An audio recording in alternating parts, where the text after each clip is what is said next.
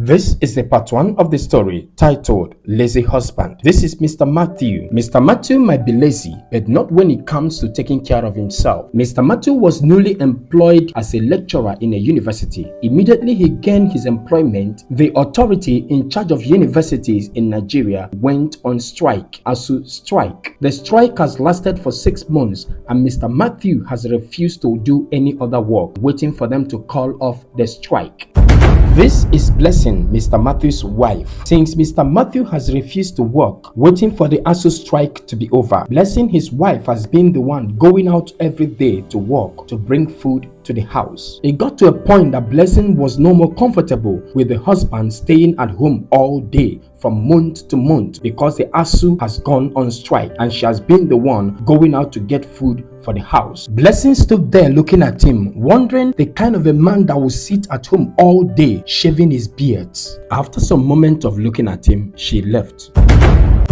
She came back few minutes later with bag of water she sells in the market. When she came back, she realized that Mr. Matthew, her husband, was still busy shaving his beard early that morning. She went inside and came out after picking few things she needed for the market.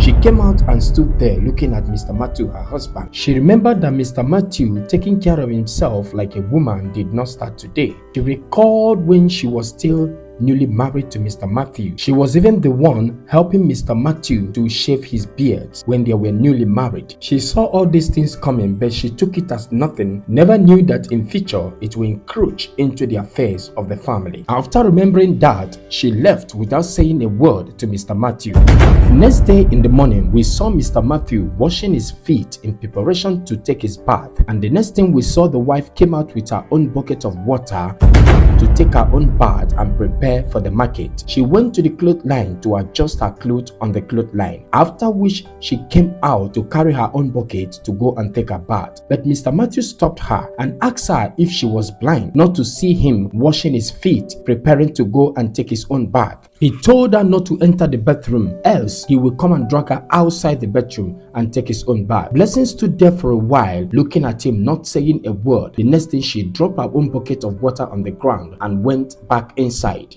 to wait for him to finish before she would go and take her own bath. Blessing was waiting inside while Mr. Matthew continued washing his feet, wasting her time. Few moments later, Blessing rushed out in anger to go and take her bath in order to leave for the market early. It was at the same time that Mr. Matthew carried his bucket and rushed inside the bedroom.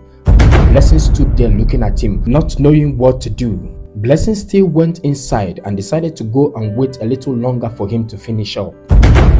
Some moments later, Blessing came out and still discovered that Mr. Matthew was still inside the bathroom. She waited and not knowing what to do. She carried her bucket and went to the back of the house to take her bath. After taking her bath, she looked at the entrance of the bedroom and still found it closed, showing that Mr. Matthew was still inside the bedroom taking his bath. She stood there for a while and left. At about 30 minutes later, we saw Mr. Matthew walk out of the bedroom after spending almost 1 hour in taking his bath. Later that evening, we saw Mr. Matthew set his table and his chair in front of the house. He sat down on the chair and put his leg on the table, ready to cut his feet nails.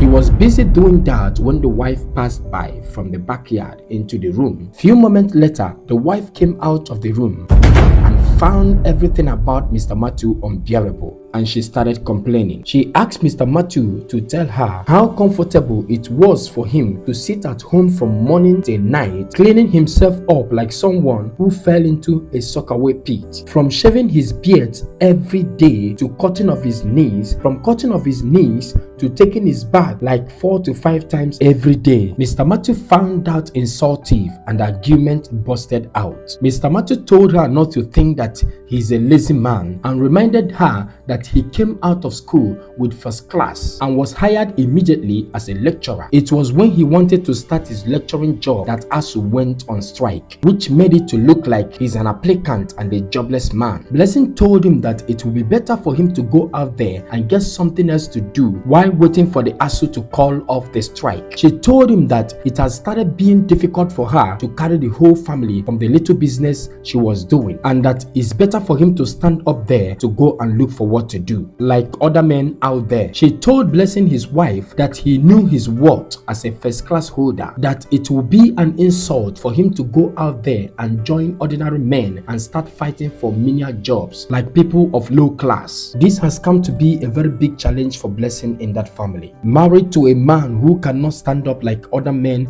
to go and face their responsibilities, thereby indirectly turning her to the man of the house. All she was asking was for the husband to go out there and get something doing, no matter how little. With the little he will bring and the little she will bring, the family will move on. To Blessing, leaving the responsibility of the family for one person is not a good idea. Even if it's the man, a woman should do something, no matter how little, to support. Before we continue this story, what is your advice to Blessing in a situation like this? And what is your advice to Mr. Matthew and also to some men out there that live their life like Mr. Matthew? Please share this video, support us by sharing this video, and also drop your advice on the comment section as I see you next time with the part 2 of the story. Don't forget, this is House of the Sons Global. Bye for now.